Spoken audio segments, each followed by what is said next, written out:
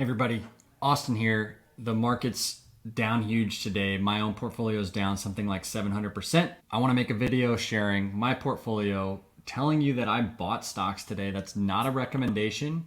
I'm just sharing transparently what I'm doing.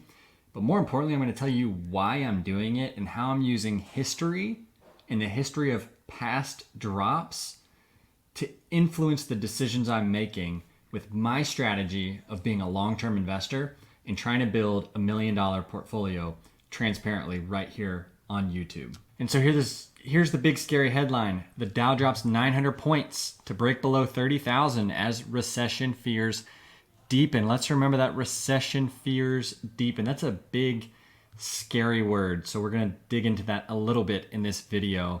And I'm going to share why I'm not quite as scared of when we're actually in a recession as what these headlines are making it seem. When we're actually in the recession, history tells us that's the time to be buying. The S&P 500 and NASDAQ are both in bear market territory, down roughly 24% and 34% from their all-time highs in January and November. As rampant inflation and fears of slowing economy weigh on investors, the Dow is about 19% below its. Here's the portfolio, $52,200. We're down 18,000 and I've put 70,500 in. If you've been watching these videos, you can see that I've been adding money this week and I am adding ahead of my plan. I've added more than I was planning to because I believe in 5 years, in 10 years, I'm gonna be wishing I had been buying as much as possible right now. I could totally be wrong, but I'm going to show you some history as to why I think that way. Here's the stocks that I own. Nothing's changed here if you've watched these videos. Crowdstrike, Datadog, Snowflake. I did actually add to Snowflake today, so you'll see that's why that's $8,300. Cloudflare, Gitlab, MongoDB, Rocket Lab, Tesla, and the Trade Desk. So on the day, we're down 6.8%. Not good, big and scary, right?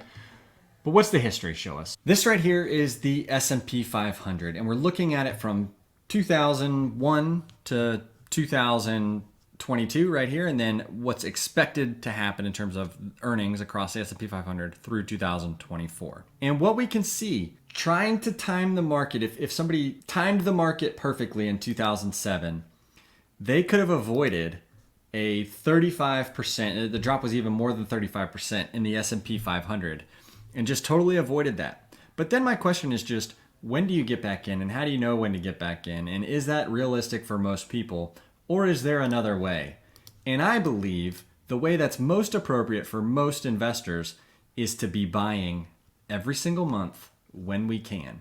And if you want to buy an index, that's totally fine. If you like individual stocks, that's what I like to talk about. That's what I cover here on this channel, but nobody has to buy individual stocks. They're not for everybody.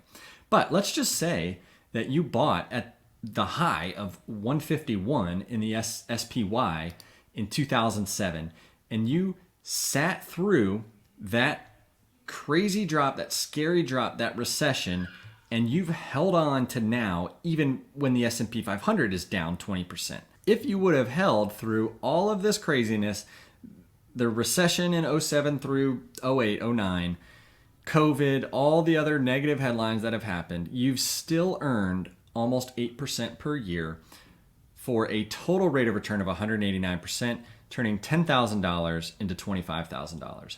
That's not like astronomical, but if you're adding over time and it's automated and you don't have to put any thought into it and you can focus on the rest of your life, your family, your job, earning more and saving more, then that's a pretty darn good deal because it would literally require almost no thought and no work to just average into the S&P 500 over time. And through all those scary headlines, you would have been doing just fine. And this person did better than probably 95% of the people that tried to trade and time and buy when they think it's low and sell when they think it's high, because that is just so time consuming, stressful, and I think pretty impossible. Let's also be guided by some of these crazy overvalued tech stocks, right? And so now we're looking at Google. This is back in 2007. If you had bought at the high, this is price to sales multiple of 13 in 2007, pre-Great Financial Crisis, you lost 60% into the financial crisis. By the time people were hearing about the recession and knew we were in a recession, we were probably right around, this line here. So down, 50 to 60%. What if that person would have sold down here at a price to sales multiple of 4? When do they buy back in? That's my question, because if you missed that, then you missed life-changing generational wealth opportunities. If you would have just accepted that you can't time the market and you knew you wanted to own Google, but you weren't sure exactly how to time it and decided you were just going to buy over time, even if you bought only at the high before 2007 and lost, 60% into the great financial crisis. A lot of people say you can never recover from that. Well, by doing absolutely nothing, that person would have returned 550% for 13.7% annualized, turning $10,000 into $64,000 if they would have bought at the high before the great financial crisis. And so right now, Google's trading at a price sales ratio of 5, which is about, where it dropped down to in the great financial crisis. Went a little bit lower than that, right? But if we look out at the forecast, and this is on price sales, which isn't a great metric, but we can just look at it and look at what analysts are expecting. They're expecting sales growth to be 15.6% over the next 3 years. This is into the future, 2022, 23, and 24. Even if it drops down from here, from a price sales ratio of 5 down to 4.7, you've still got 10% annualized return. Even if it goes down to 4, you've got a total return of 5%. That's a significant drop, but you've got a total return of 5% and an annualized rate of return of 2% through 2024. The perfect thing to do would have been to sell Google at its absolute high. Well, if we didn't do that and we're thinking about the now, the question is, are these potentially good investments? And really more so, should we be panic selling like all the headlines are telling us to do? I seriously think we should not be panic selling. I'm not panic selling, and I'm doing everything I can to keep investing. Let's look at Salesforce. Salesforce is a smaller company than Google, and it was a younger company in 2007, 2008. But just like Google in the great financial crisis, Salesforce lost almost 60% of its value. That means that your $10,000 would have turned into $4,000. People back here, guarantee it, were saying you're never going to make your money back in Salesforce. Well, guess what's happened since 2007 for people that held Salesforce, even now when it's down about 50% from its all-time high. So even after this drop, if people held on to Salesforce, they've made 1,000% returns, 18% per year, and turned $10,000 into $114,000 by not trying to time it, not being too smart, and just finding a great company and owning it over time.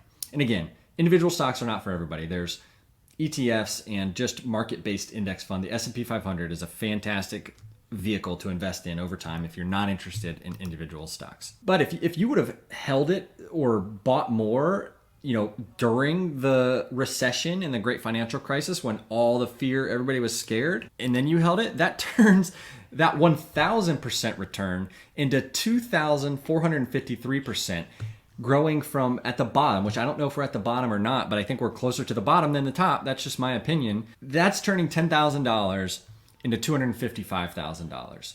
So to me, it's probabilities, right? Like, we've gone through this crazy, terrifying drop. Salesforce was at a high price sales multiple leading into the great financial crisis of 10.8. It dropped down to 2.75, which is pretty low, but it was a much younger and less stable company at that point. And now we're sitting at a price sales ratio of 5.8, which in my opinion is not ridiculously high. Look where it got up to. It got up to that 10, 11 price sales multiple, which was about where it was at back in 2007. So stocks get overvalued. And that's been a lot of what has caused some of this drop. And bad on us if we didn't recognize that and we owned the stocks, but we can't redo the past. We can learn from it. We could also be scarred by it and be scared to invest ever again. And that's the mistake I don't want to make, because we're in the here and now. We're not in the past, and we have to think about going forward. And to me, Salesforce looks like a pretty decent opportunity moving forward. Analysts think that sales are going to grow roughly 17% per year. So if we look forward and we bring it down even to a price sales ratio of 5 out into 2025, you're looking at a 30% return for 10% annualized. Down to 4.1, 8% total return for 3% annualized. Is that great? Nope. But do I want to be selling everything right here? I don't think so. I don't want to be. So let's look at a stock that I actually own and a little bit as to why I own it. Snowflake's gotten absolutely crushed. Right now, we've got Salesforce at a blended price sales ratio of 24, which is really high. But this is the analyst expectations through 2028, which who knows what actually happens. But they're expecting, 58% revenue per share growth in 23, 53%, 45%, 39%, and then I added these in the 30 and 23. Right? I actually think this is going to prove to be a little bit conservative, but who knows what happens. So even if we drop from a price to sales multiple, which is just a way that stocks are valued, of 25, down to a price to sales multiple of 10 in 2028, you're looking at 161% annualized return. 161% total return for 18% annualized. And then if we think about that time frame that Salesforce really outperformed, that was, more like 13, 14 years. And so this is looking 5 years into the future, 6 years into the future. What does Snowflake look like 10, 13, 14, 20 years into the future? I don't know, but I know I can watch the stock, and I know I don't want to be selling it now because I believe in the business from everything I'm seeing from its earnings. So that's, in my opinion, why I want to be invested in these stocks right now and why I'm not scared because of all these horrific headlines and all the fear that's in the market. We may have made mistakes owning these stocks when they were too expensive, but I don't want to make the mistake of selling and not owning them now when I think they have a bright future. I hope this transparency helped. I hope you're doing all right mentally, physically, and just take care of yourselves. And it's not the time to take excessive risks either. At least I'm not. I'm not giving anybody advice here. I'm not taking excessive risks. I'm trying to save, invest. I'm trying to do good in my job. I'm trying to take care of my family and be a good family member and a good friend. Investing is just part of what I do. So I'm not recommending anybody do anything reckless or crazy, but I also don't think it's a good time to be selling out of the market and hiding away in fear. These are the times where 5, 10, 15 years down the line, everybody looks back and say, ooh, I wish I could have bought in June of 2022. That's just my opinion. Could be wrong. Have a great day and just stay positive. Believe in yourself.